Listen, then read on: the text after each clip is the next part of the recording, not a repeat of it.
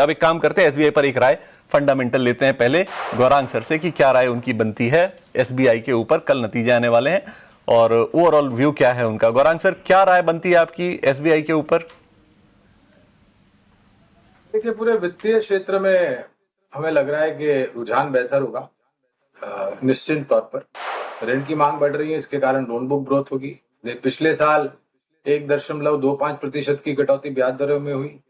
इस साल आज जैसे हमने देखा कोई कटौती नहीं हुई, लेकिन हाँ, जो भी टिप्पणियां गवर्नर साहब ने की है वो काफी सकारात्मक है और आने वाले भविष्य में उम्मीद करते हैं कि ब्याज दरों की घटने की जो परिस्थिति है वो फिर से आ जाएगी। महंगाई दर और विकास दर ने साथ दिया तो अ, हमारे देश की दिग्गज और सबसे बड़ी बैंक है स्टेट बैंक ऑफ इंडिया। काफी लंबे समय से हमने खरीदारी की राय दी है। अब नतीजे कल आने वाले, इसलिए आगे बढ़ती हुई टिप्पणी तो करूंगा नहीं, लेकिन निवेश है तो बनाए रखे, नहीं है तो गिरावट आती है तो आप नया निवेश भी कर सकते हैं, आप नया जोड़ भी सकते हैं अगर आपके लिए पूंजी है तो। और हमारा मानना ये है जियोजित इन्वेस्टमेंट्स के पूरा वित्तीय क्षेत्र सिर्फ चौथी तिमाही के लिए नहीं, लेकिन आने वाले वित्तीय वर्षों में भी बेहतर रुझान लेकर के आएंगे जहां तक नतीजों का प्रश्न उठता है। ठीक है, एसबीआई को लेकर ये व्यू हो गया। देखिए, बढ़िया रिकवरी है और हमने ये कहा भी था, एक्सपर्ट्स भी हमारे यही कह रहे थे कि बाय ऑन डिप की अपॉर्चुनिटी बाजार में है और निफ्टी पहुंच गया है 25,700 से 800 वाले जोन के बेहद करीब। 50 अंकों के आसपास की तेजी हो गई है। लोअर लेवल से अगर आप देखेंगे तो लगभग 200 अंकों के आसपास की जबरदस्त रिकवरी है। 25,500 के नीचे डिप किया था निफ्टी इंट्राडे में और वहां से आई है स्ट्रांग बाइंग। और अगर आप ये भी देखेंगे कि एडवांस डिक्लाइन का जो रेशियो है वो भी काफी इंप्रूव होता हुआ आपको नजर आएगा। 1233 शेयर इस वक्त है हरे निशान वाले और करीब 1650 शेयर हैं गिरावट वाले। लेकिन इंडिया विक्स करीब 2% नीचे और 12 के आसपास के स्तर हैं। तो पॉजिटिव फैक्टर्स अगर हम देखें बाजार के लिए निश्चित तौर पर थे। आज एसबीआई ने भी अपनी जो ग्रोथ के एस्टिमेट थे FY26 के, उसको रिवाइज किया अपवर्ड और बाजार धीरे धीरे देखिए उसको थोड़ी वैल्यू देता हुआ नजर आ रहा है।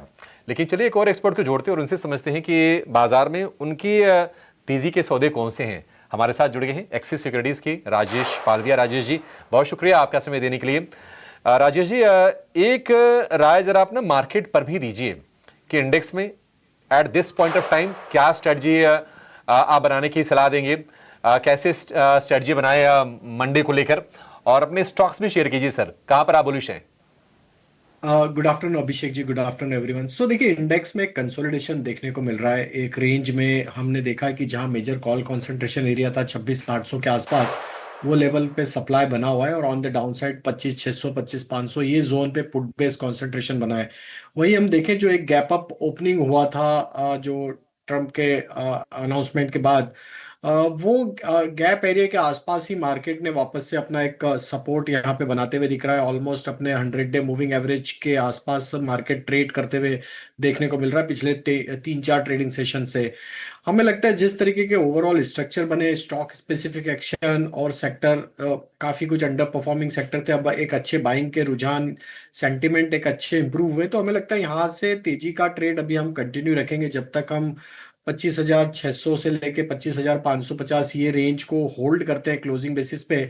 यहाँ पे माइनर डिक्लाइन को बाय अपॉर्चुनिटी जैसा ही यूज करना चाहिए और अपसाइड में हमें लगता है जैसे ही 25,750 से 800 की रेंज एक बार क्रॉस होगी तो वहां शॉर्ट कवरिंग बनेगी एंड देन फिर 26,000 की तरफ बढ़ते हुए दिखेंगे।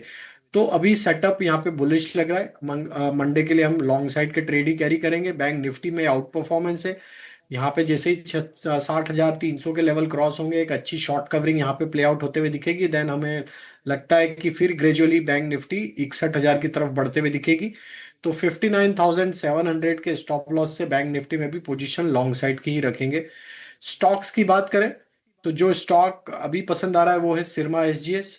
ये स्टॉक में एक अच्छा मोमेंटम देखने को मिला है, बजट में बेनिफिशियरी भी रहा है ये सेक्टर और stock.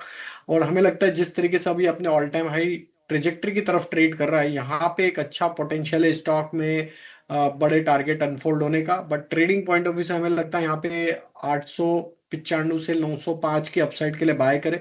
On the down side 858 के आसपास के स्टॉप लॉस रखेंगे।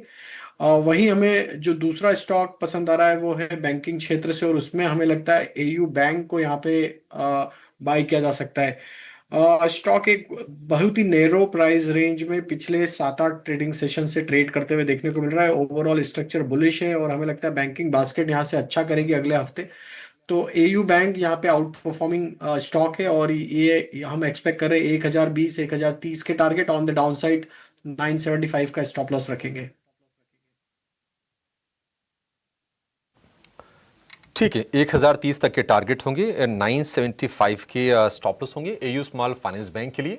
हमने देखा था कि Q3 के जो नंबर्स आए थे एयू स्मॉल फाइनेंस बैंक के, वो काफ़ी अच्छे आए थे और अपॉर्चुनिटी दिया था इस शेयर ने एंट्री करने को लेकर। और फिर से हम देख रहे कि 1000 रुपये के आसपास के प्राइसेस हैं और यहाँ से भी और ये चलेगा। और उसके अलावा जो शेयर बताया राजेश जी ने, वो है सिरमा SGS का। 900 रुपये के ऊपर के टारगेट है, 850 रुपये के अराउंड के स्टॉप लॉस लगा के आप उसको ट्रेड कर सकते हैं। हम कोशिश करेंगे कि एक बार टारगेट स्टॉप लॉस के लेवल भी आपकी स्क्रीन पर हम डाल दें, नहीं डालें तो आप इसको नोट जरूर कर लीजिए।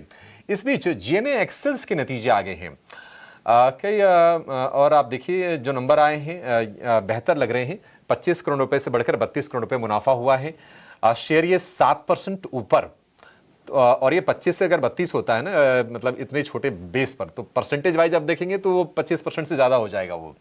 और इसी के चलते हम देखें कि 7.5% का उछाल GNA एक्सेल के शेयर में आपको दिखाई देगा। बाकी आय वगैरह के भी आंकड़े हम स्क्रीन पर लेकर आएंगे। और देखिए जो ही नतीजा है, एक शार्प हमने अपसर्ज GNA एक्सेल के शेयर में देखा है। अब व्यू ले लेते हैं फटाफट, आपका व्यू। अब तो ये लगता है कि निकल गया शेयर सर, बहुत तेज रफ्तार है सर। एकदम छोटा मार्केट कैप है, 1900 करोड़ का मार्केट कैप है, 17% का फ्री फ्लोट है। पिछले एक हफ्ते में रैली भी अच्छी थी। प्रोबेबली अपसाइड में मेजर रेजिस्टेंस है 470 के आसपास, वहां तक ये स्टॉक आराम से जा सकता है। 3 वीकली इनसाइड बार थी जिससे ब्रेकआउट आया है करंट वीक में, तो 470 रुपए तक की अपसाइड आराम से मिल सकती है।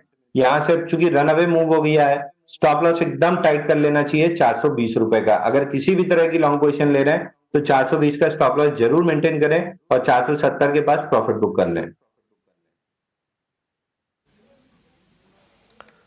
ठीक है, 470 के आसपास आप प्रॉफिट टेकिंग कर लें GNA एक्सेस में। देखिए ये जो तेज उछाला है ना, उसके पीछे की वजह ये है कि आप इसका अगर वैल्यूएशन देखेंगे तो काफी आपको अट्रैक्टिव दिखाई देगा। और साइज छोटा है, 2000 करोड़ रुपए से छोटी कंपनी है ये मार्केट कैप की बात करें तो। और उसके बाद ये जबरदस्त उछाल नतीजों के बाद करीब करीब 8% के आसपास का आ रहा है। एबिटा 53 करोड़ से बढ़कर 69 करोड़ रुपए पर पहुंच गया है। राजेश जी, एक और शेयर के बारे में मैं आपसे राय लेना चाहूंगा, और बहुत शानदार मौका। आपने जब एयू स्मॉल फाइनेंस बैंक बताया तो फिर मुझे उसका भी याद आया, हालांकि ये सेक्टर अलग है, मैं पावर ग्रिड की बात कर रहा हूं। मेरी मतलब व्यक्तिगत राय पूछे तो मुझे बहुत पसंद है। सेफ स्टॉक है, बहुत ना तेज चलता है ना गिरता है, लेकिन अपॉर्चुनिटी अच्छी दी थी पावर ग्रिड ने। और अब ये 250 रुपए वाला शेयर पहुंच गया है 290 रुपए पर, क्योंकि नंबर अच्छे आए थे इनका। और इन्होंने अपना जो केपेक्स का गाइडेंस उसको भी रिवाइज किया था, 32,000 करोड़ रुपए का वो दिया था। पावर ग्रिड में आपको लगता है कि यहां से भी मौके हैं? तो देखिए, आपने इस स्टॉक का जिक्र किया और बिल्कुल ये स्टॉक को डिस्कस करना बनता भी है, क्योंकि बहुत ही रेयर चांस होते हैं कि ये स्टॉक एक वीकली गेन अगर हम देखें तो करीब 16.5% का गेन ये स्टॉक में देखने को मिला है। काफी रेयर चांसेस होते हैं कि ये स्टॉक में इतना बड़ा गेन किसी वीक में रजिस्टर होता है। और जिस तरीके का मोमेंटम बना है ये स्टॉक में, और जो वीकली कैंडल बन रही है यहाँ पे, एक बुलिश मोरुबुजू कैंडल यहाँ पे बनते हुए दिख रही है। और हम देख रहे हैं कि जिस तरीके का ब्रेकआउट बना है यहाँ पे वीकली चार्ट पे और मंथली चार्ट पे, हमें लगता है कि अब ये स्टॉक अगर 284 के ऊपर सस्टेन रहता है अगले 1-2 हफ्ते, तो इसकी नेक्स्ट ट्रेजेक्टरी जो ओपन हो चुकी है वो करीब 320-325 की तरफ भी बढ़ते हुए दिखेगा। तो जिनके पास भी ट्रेड है, जिन्होंने लोअर साइड पे बाय किया है, वो बने रह सकते हैं। स्टॉप लॉस को ट्रेल कर लें 284-285 के आसपास। पोजिशनल टारगेट हमें लगता है कि अगर ये नहीं टूटता है स्टॉप लॉस अगले 1-2 हफ्तों में, तो 315-320 तक की अपसाइड अनफोल्ड होते हुए दिखेगी। 315-320 तक के टारगेट्स इसमें अनफोल्ड होते हुए दिखाई देंगे। पावर ग्रिड सरकारी कंपनी, Q2 के जो नंबर आए थे थोड़े वीक आए थे और पता था लोगों को कि अच्छा वीक नंबर आए थे। उसके बाद शेयर हमने देखा कि बिकवाली का शिकार हुआ, लेकिन बजट के अराउंड से जो रफ्तार पकड़ी है पावर ग्रिड ने वो कमाल की है। और देखिए 292 रुपए के भाव हो गए हैं। एक काम करते हैं, छोटा सा ब्रेक लेते हैं। हमारे एक्सपर्ट्स हमारे साथ बने हुए हैं, राजेश जी हैं और अंशु जी हैं। ब्रेक के बाद जब लौटेंगे तो इससे समझेंगे कि अब बाजार में